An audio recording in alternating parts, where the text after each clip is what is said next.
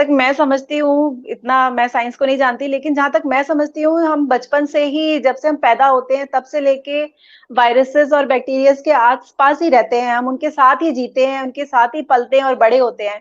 तो आज जो सिचुएशन बनाई गई कि वो वायरस आपके बहुत बड़े दुश्मन है, ये कहीं न कहीं डेफिनिटली पता लगता है कि ये स्कैम है, झूठ है, सरासर झूठ है।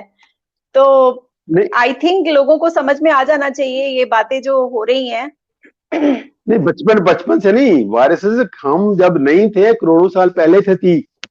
जी, और लेकिन वायरसेस हम तो जब पैदा वायरस हाँ हाँ हाँ जी, मेरे कहने का वायरस मतलब ये वायरसेस कि जब मैं पैदा हुई तब से मैं देख रही हूँ कि वायरस चारों ने, तरफ है। मेरे पैदा होने में भी वायरसेस का रोल है। जी, डेफिनिटली, माँ डेफिनिटली। के पेट में माँ के पेट में जब बच्चा पढ़ रहा है वहां भी माइक्रोबियल लाइफ उसको हेल्प कर रही है।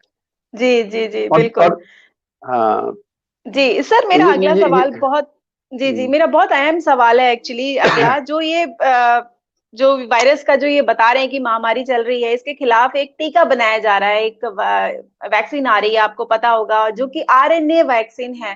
आपके हिसाब से ये आरएनए वैक्सीन कितनी ज़्यादा कारगर हो सकती है और इसके क्या दुष्प्रभाव हो सकते हैं हमारे मानव जाति पे? पहली बात तो आज तक का जो जो हिस्ट्री है वैक्सीन की, वो बैड हिस्ट्री है। By and large bad history है। स्मॉल पॉक्स के वैक्सीन को छोड़ के कोई भी वैक्सीन ढंग से का नहीं बना। किसी को आप नहीं कह सकते कि ये वैक्सीन 100% सेफ है और 100% इफेक्टिव है। या तो इफेक्टिव नहीं है या सेफ नहीं है, जी, या दोनों है। और बाद में पता चलता है कि ये तो फ्रॉड ही था सारा। तो वो एक के बाद एक वैक्सीन की एग्जांपल्स पढ़ी हैं। पोलियो की एग्जांपल तो पढ़ी है कि पोलियो वैक्सीन ने खुद खुद पोलियो किया, अभी कर रहा है। हजारों बच्चों को पोलियो वैक्सीन वैक्सीन वायरस कर रही है। तो वो जी, पहले से लोग साइंटिस्ट अलर्ट कर रहे थे, लेकिन इन लोगों ने माना नहीं। और उसको बैंड वैक्सीन को, जो अपने कंट्रीज में इन लोगों ने बैन कर रखा था। ये जो कंपनियां हमारे कंट्री में ओरल पोलियो देती हैं, इनके अपने कंट्रीज में ओरल पोलियो बैंड है। जी, हमारे कंट्री सिंगापुर में में भी नहीं है सर। जी, 15-15 डोज इन बच्चों ने पिला दी। उन बच्चों को 15-15 20-20 डोज पिलाने से बंद ही नहीं कर रहे। हर साल जी, 2-3 डोज, हर साल 2-3 डोज।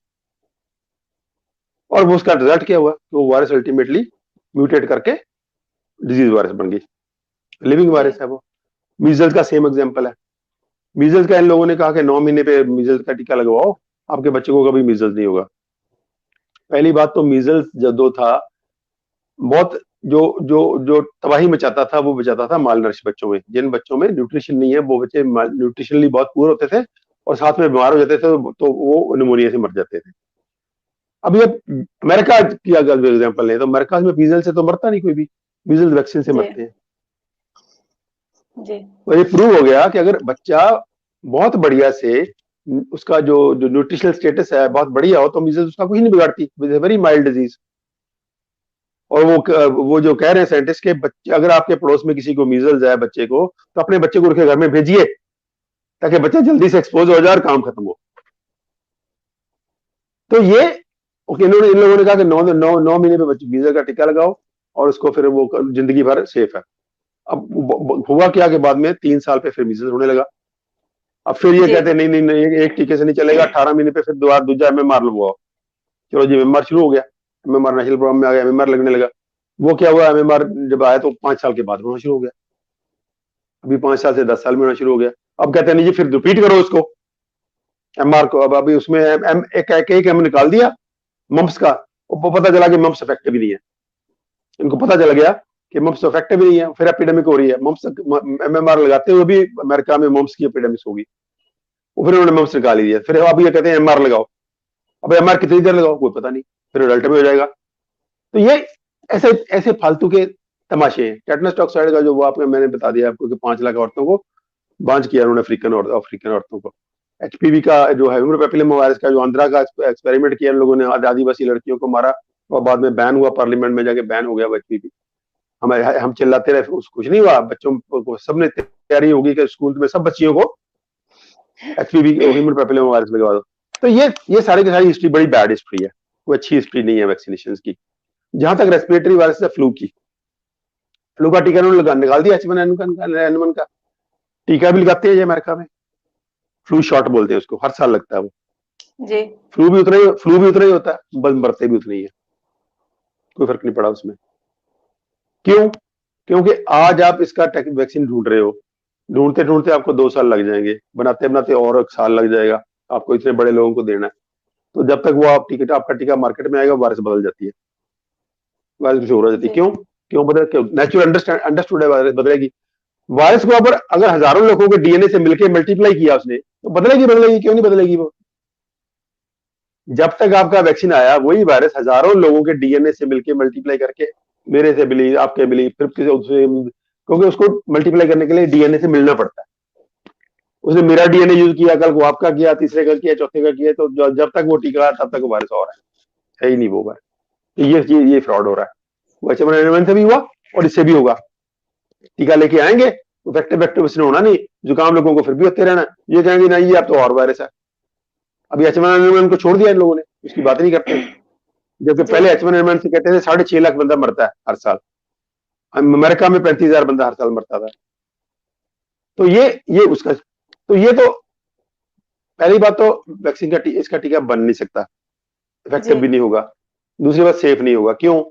क्यों सेफ नहीं होगा? क्योंकि ये नोन है कि जो जेनेटिकली, ये टीका क्या होता है टीका और नेचुरल डिजीज में फर्क समझे हम लोग। जब इन्फेक्शन होती है, दो मेजर डिफरेंसेस हैं उसमें।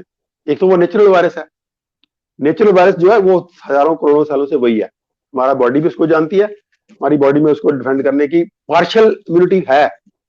इसी वजह से मरते नहीं, सिर्फ बीमार होते हैं। अगर पार्शियल जी इम्यूनिटी भी ना होती फिर तो मर जाते, फिर तो पूरी की बॉडी बॉडी मतलब हमारी अफेक्ट हो जाती, लंग्स भी हो जाती। तो हमारे हमें सिर्फ जुकाम हो रहा है, इसका मतलब हमारे अंदर पार्शियल इम्यूनिटी है कि वो हमारे लंग्स को कुछ नहीं हो रहा, हमें जुकाम हो रहा है सिर्फ। तो वो पार्शियल इम्यूनिटी की वजह से हम लोग जिंदा है। क्यों? क्योंकि ये नेचुरल वायरस है। नेचुरल वायरस को हमारी बॉडी को पता है, वो कब से थे? जब से हम नहीं थे, तब से करोड़ों सालों से वही वायरस है। वो कॉस्मोपॉलिटन होती है वायरसेस, वायरसेस कहीं आती बाती नहीं किसी से कहीं से, जी वो पूरी कम्युनिटी में होती है, और ज्यादातर वायरसेस हमारी बॉडी में ही होती है। मेरी बॉडी में होगी या आपके फैमिली मेंबर की बॉडी में होगी या कहीं ना कहीं होगी, माइक्रोबियल लाइफ इतनी ज्यादा है।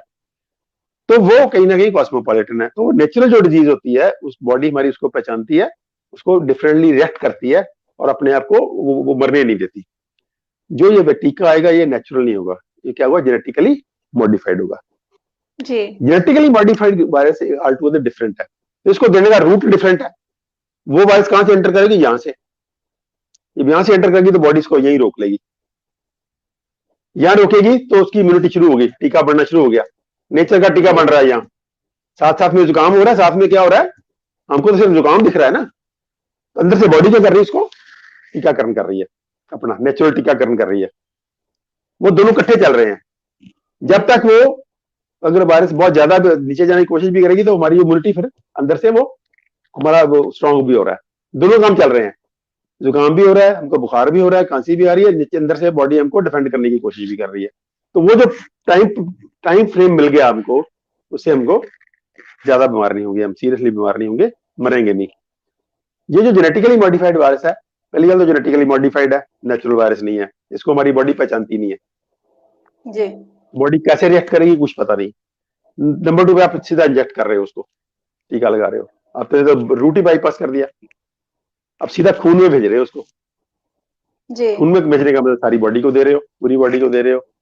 तो जेनेटिकली मॉडिफाइड वायरस जो है जाके क्या करेगी? हमारे डीएनए से मिलेगी। अब जेनेटिकली मॉडिफाइड डीएनए को क्या करेगी कुछ नहीं पता। जी कल को बच्चा बच्चा वो मॉन्स्टर हो सकता है, किसी बच्चे में कुछ बीमारी आ सकती है, कुछ भी हो सकता है।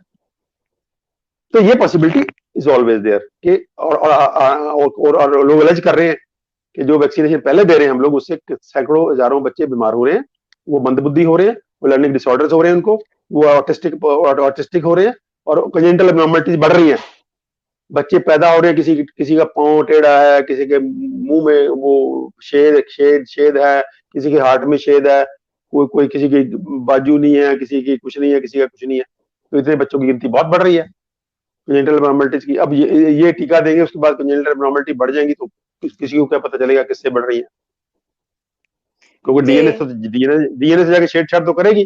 जेनेटिकली मॉडिफाइड वायरस है वो, उस वायरस को हमारी बॉडी तो डिफेंड तो करना जानती नहीं अपने आप को, उसको पता ही नहीं है कहां से आ गई है, वो नई नई सी चीज है ये, तो वो नए जी सिरे से बॉडी को शुरू करना पड़ेगा।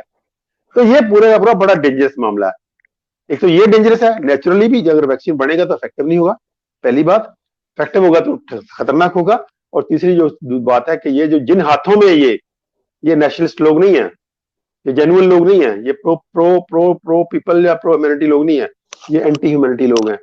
ये तो आप अपने कमर्स के लिए, अपने पॉलिटिकल गेन्स के लिए आपको कुछ हार्म भी कर सकते हैं, ये पॉसिबिलिटी भी है। तो लोग इसका इसको उसको उसकी इसकी पॉसिबिलिटी पे लोग वर्क कर रहे हैं, और गूगल पे सैकड़ों पड़ी है जिसपे कहा जा रहा है कि ये vaccine can be a tool of depopulation, vaccine can be the tool of definitely making sir. Sick, जी जी जी। ये तो बीमार सामने करने के दिख लिए ही भी रहा यूज हो है। सकता है, मारने के लिए भी यूज हो सकता है। तो ये सारे का सारा डेंजरस फिनोमेना है, ये डेंजरस लोग हैं, जी ये लोग जिनके हाथ में ये वैक्सीन है वो डेंजरस लोग हैं, और ये टूल भी बहुत डेंजरस हो सकता है, दोनों चीजें हो सकती है। जी। आई होप आपके इस पूरे एक्सप्लेनेशन को जनता समझेगी और उस पे अमल करने की कोशिश करेगी, क्योंकि ये झूठ नहीं है, ये सब कुछ सामने दिख रहा है कि क्या एजेंडा है, किस लिए ये वैक्सीन आ रही है, और क्यों भारत को सिर्फ 4 कंट्रीज को चुना गया है इस वैक्सीन को लॉन्च करने के लिए, जो नई जो अभी बन रही, क्योंकि पहली बात ह्यूमन के पूरे हिस्ट्री में ये पहली बार हो रहा है कि आरएनए वैक्सीन बन रहा है और डायरेक्टली ह्यूमन पे इसका ट्रायल होगा। वो एक तरह से एक्सपेरिमेंटल ट्रायल है, जिसके लिए भारत को, पाकिस्तान को, बांग्लादेश को और फिलीपीन को चुना गया है। तो मैं यही चाहती हूँ कि ज्यादा से ज्यादा लोगों में अवेयरनेस फैले, हम सबका यही प्रयास है। सर आपका बहुत बहुत धन्यवाद हमारे शो में आने के लिए और लोगों को बहुत सच का सामना कराने के लिए। मैं आपका बहुत बहुत शुक्रिया करती हूँ। बहुत बहुत thank you so much sir. बहुत